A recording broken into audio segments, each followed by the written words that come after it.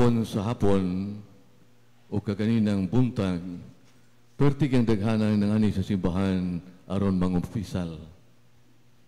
Upat mi ka pari kagahapon, unya pag alas 4, niundang si Padre Rudyard kisa minimisa sa misa sa alas 4, uman nisunod sa prosesyon. Pag alas 5, nilakaw ang usa ka pari, unahibilin ako o si Padre Eva. Among gitiwas, unaabtan mi alas 6 sa gabi. Pasado. Kaganin na buntag, maupod, pero tikindaghana, upat mi na pagkumpisal. Naniwa na mo mahuman, ugihimo lang ang general absolution. Para na ako, usa to ka nindot nga ilhanan, nga ubay-ubay kanila, nanumbaling sa aspetong espirituhanon sa ilang pagkatao. Nanumbaling sa hiya sa pagpaubos, nga mo'y nakapasayon, nga sila ni angkon sa ilang mga kasalanan, misugod niini diya sa kumpisalanan aron mahiuli sila sa Dios.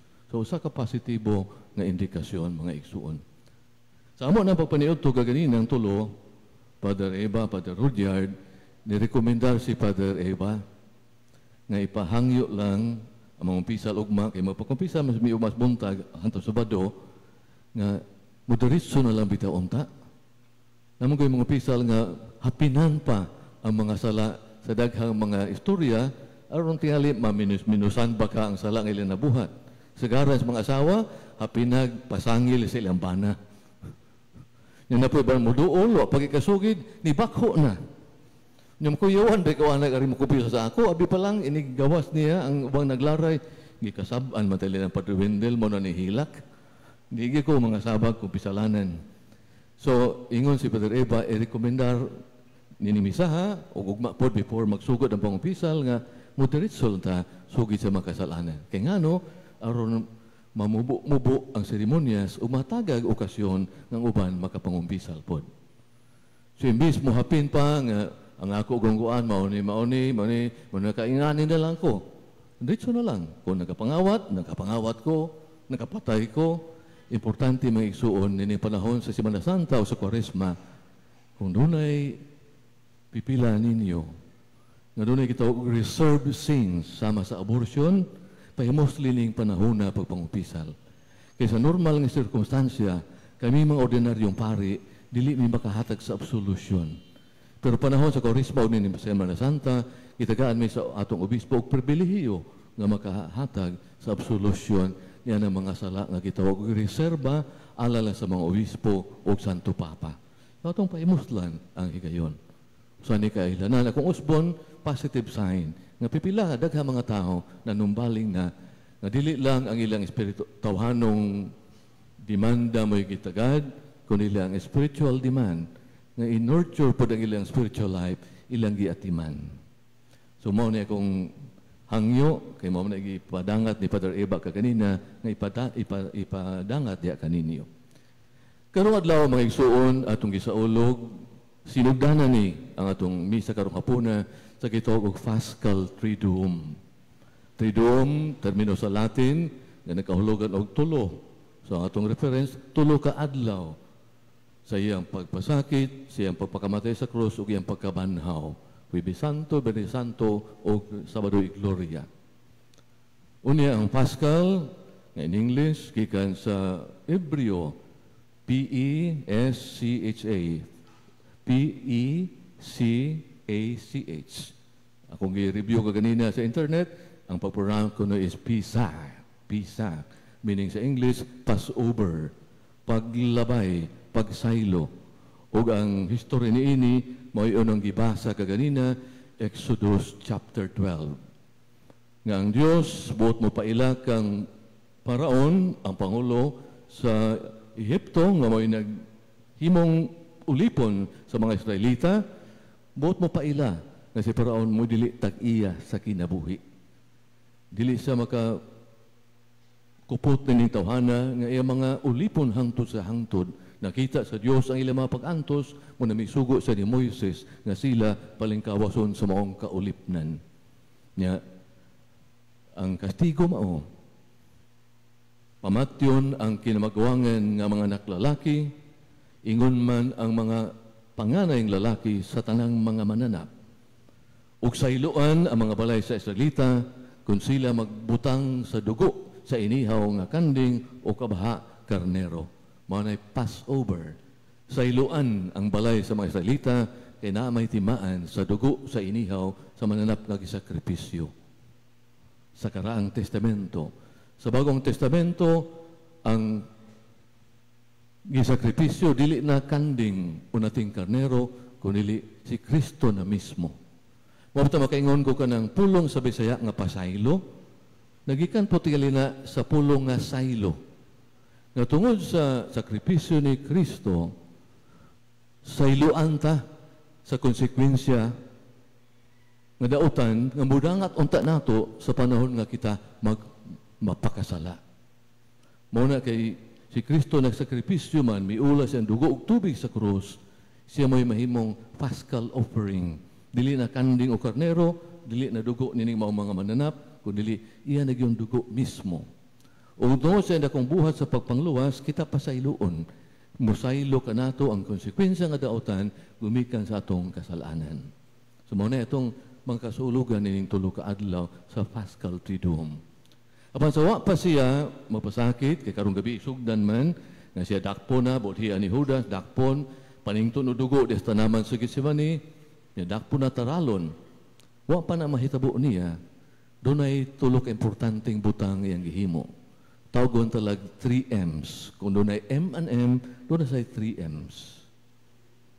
Meal, ministry, and mandate.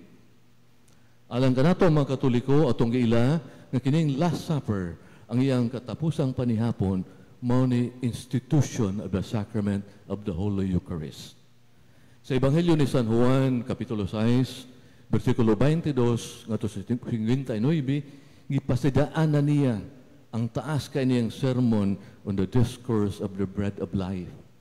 Sa maong Ebanghelyo siya nag-ingon, ako mo ang pan na naghatag sa kinabuhing dayon. Ug ang pan nga akong ihatag, mao akong kagalingon, mao akong unod. Ug sa katapusang panihapon, iyang giformal, kinihimo ang institution of sacrament of the Holy Eucharist. Mikuha siya sa pan, umingon kini, mao akong lawas. Sa dugo, kini, sa bino, kini mao akong dugo.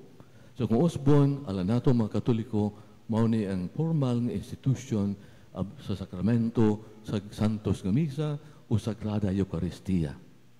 Nga dili lang ni siya simbolo, kaya ang uban god nga mga tinuhuang Kristiyano, gitawag mo lang simbolo na ay, pero aran ka nato, kay God's Word is very powerful. Iningon niya, Lazaro, comfort, ang patay nga Lazaro na buhi. Iningon niya sa yawa nga pahawa niya ng tawhana, mo pahawa. So pag ingon niya, kinima kong lawas, wa siya mo maingon nga, imagination na ni, simbolo ni. Ang iyang giingon, mahimo, matuman gyud because of the power of God's Word. So, nahinumdum ko niya itong usa ka piniriso, gibilanggo tungod sa dako kayong krimen. Gisintihan siya o death by hanging. Patyon siya pinagipagbitay. Maayo man kayang hari, 24 oras sa dili pa mahitabo ang iyang kamatayon, pinagipagbitay, mipasugog mensahero. Pangutan na ka ng prisuha, ug unsay gusto niya, unsay ganahan niya sa di pa siya mamatay. Walay labot ang pag-ingon nga ganahan kong buhian aron di ko mamatay. Walay labot, unsay ang gusto, pangayua. Giadto sa mensahero. Uningon ang convicted criminal, di man kako makapangayo nga buhian ko aron di ko mamatay. Simple lang kung pangayoon. Dini sa bilangguan, puol kayo ang among pagkaon. So ang ako pangayoon, sa di po ko mamatay, tagaay ko sa tanang lami ang pagkaon. So kitagaan siya sa tanang lami ang pagkaon. Daw kayo, ang mga agda sa bang preso, siya nagkaon. Perting kauna, masudipan bita na siya, giatake og namatay. Wapak abot ang iyang oras nga gitagal sa pagbitay, nag-una-una siya kamatay. So mote ang wish. Tagay ko sa tanang lami ang pagkaon, sa di pa ko mamatay. Si Kristo, sawa pa siya magsugod siyang pag-antos o kamatayan sa krus, wala mangayo og personal nga butang gikan sa uban, ilabi na sa mga apostoles, hinunua sa imihatag kanila og kaayuhan. Una, ipapanihapon sila, ug mao tay akong giingon, Basahan ninyo kung makalugar mo, tagay lugar, ang John chapter 6, verses 22 to 59. Mo nang pagpasabot niya nga siya mo ang pan nga naghatag sa kinabuhing dayon. Ihatag kini niyato aron biyahe ang Eucharistia sa tong pagpanaw nining kinabuhia aron modangat kita sa kinabuhing dayon. By the way, hugot ba kita ni tuo nga dunay kinabuhing dayon? Mangutana ko ninyo, kumbinsido ba mo nga doon naging kinabuhing dayon? Uy, di man tanan ni tingog. Nga nunutana ko, dahil sa katao, patawag siyang boss, siyang amo. Julius Marica. Mutuo ka ba kinabuhing dayon? Julius tubag, murag dili, boss. Kaya wak mong ebidensya nga doon ay kinabuhing dayon. Wak mong kagisilingan nga namatay nga nabanhaw. Wagi ebidensya, hindi ka mutuo. Mingon na boss, karon doon na ebidensya. Nangutana si Julius, unsa man boss? Di ba kagahapon, pag-abot ni Bugi kasi mo balay, din sa atong buhatan, ni diretso ka sa opisina, o niingon, boss, hapdi lang koron kay karong alauna imidya, motambong ko sa lubong sa kong lula nga si Epipania. Gitugutan ti ka. Pero bahibaw ba ka, Julius? Mga alas 3, imong lola Epipania nanawag sa telepono, nangita nimo. Sa ato pa, doon naging kinabuhing dayon. Duhara ka butang, doon ay kinabuhing dayon, or namilad ka nako, nga motambong ka sa lubong sa imong lula. So mga igsoon mo padayon ta. Mao na ipasalig ni Jesus. Ang Sagrada Eucharistia, mo ipagkaon nato sa atong panaw, padulong sa kinabuhing dayon. Sunod, buhata kini aron paghandom kanako. Doon na may mabuhat niini, mo naalang ka na itong mga Katoliko, ang Last Supper, mo sa tigayon sa institution of the Sacrament of the Holy Orders. Iordinahan niya mga apostoles, nga mamahimo mga pari, nga maoy mo pahigayod sa pagbuhat sa iyang sugo, nga ang Sagrada Eucharistia, kanunayng buhaton sa ulugon, aron paghandom sa inakong buhat sa pagpangluwas kanato. Last point, Monday. Familiar gid mo nga kining adlaw gitawag sa English Monday, Tuesday, Thursday. Dili kay Lunes, Huwebes. Ang pulong Monday gikan na siya pod sa pulong sa Latin nga mandatus. Mandatus novum dobobes o delegates in bitsem sicut electivos. John chapter 13 verse 34. Ako naghatag kanyo bagong sugo, paghigugma ay kamo, ngayon ako nahigugma kaninyo. Doon na ba dida ang sugo? Usa kay gayon, Ebanghelyo ni Mateo chapter 22. Usa ka magtutudlo sa balaod, niadto ni Jesus nang utana. Maayo magtutudlo, unsa may buhaton ko aron maangkon ako ang kinabuhing dayon. Ingon si Jesus, love the Lord your God with all your heart, with all your mind, with all your soul. That's the first greatest commandment. The second is like the first, love your neighbor as yourself. Matthew 22:39. Mao na say sugo niya kaniadto. Karon John 13:34 sa Last Supper, naghihimo na siya bag-ong mandatos, bag-ong sugo. Paghigugma ay kamo, ingon sa akong paghigugma kaninyo. Kaniadto ang daang sugo, love one another as you love yourself. So ang barometro, ang atong kitaway na himong sukdanan sa bagong sugo, sama sa akong paghigugma kaninyo. Niya iya gidayang simplify. Human sa panihapon, ni hubo sa siyang sapot, nabakos og tualya og nahugas sa mga tiil sa mga tinunan.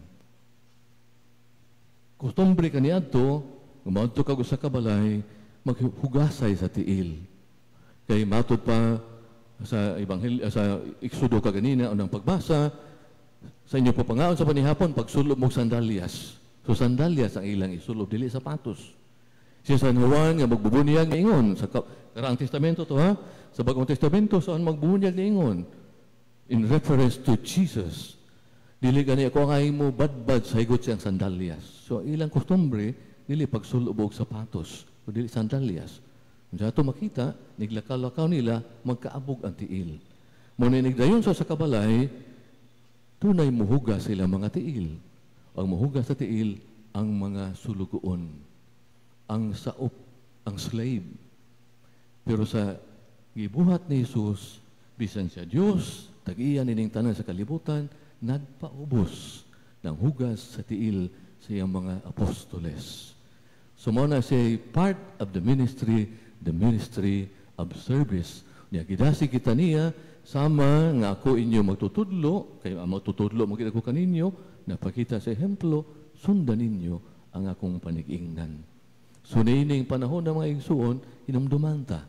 Na doon na day mandatus, mandate nga gihatag ang Dios alang kanila mga apostoles o kanatong mga Kristiyano, miila nga kita mga sumusunod ni Kristo, gidasi kita mag-alagaray sa uban. So bang parokya din ko na destino, ako sang gi-encourage na when you go home tonight, pwede na sa kamong mga anak, muhugas sa tiil yung papagmama. It's a beautiful experience. Sa una, dito pa ko basak maandawi, naungo kong bilyard. Kada gabi, iwa ko'y misa, to kas bilyaran. Nigpauli na ako sa kumbinto, muhapit ko sa Banilad, ibabaw sa Old George, na adihay foot massage. Pagkanindot yung limpyuhan ni mong tiil, masahian. So pagkasunod si Mana, balik din ko dito, pagkatuluan ako balik. Gisapot nila itong masahis sa tiil nga gipukaw. Abot on sa inyong sud siyang, oo, nga nindot ang tayo na akuntang niaksyon ako katog, gisunto-suntok man hinoon o kusog ang akong tiil, nga nipiyait ko sa kasakit o naing ko, sakto na, kay mulakaw na lang ko. O gisapot ka, ay ko giapil. Anyway, mao na siya. Sa karaang panahon kaniadto, inidayon sa balay, hugasan ang ilang mga tiil. Ang muhugas, mga ulipon. Apan gipakita ni Jesus sa iyang dakong pagpaubos, aron kita, bisag unsa pa unta kita estado sa katilingban, mantigo sa tang mopaubos, mopakita pag-alagad sa atong isig kaingon. Isunod nato karon ang paghugas sa mga tiil.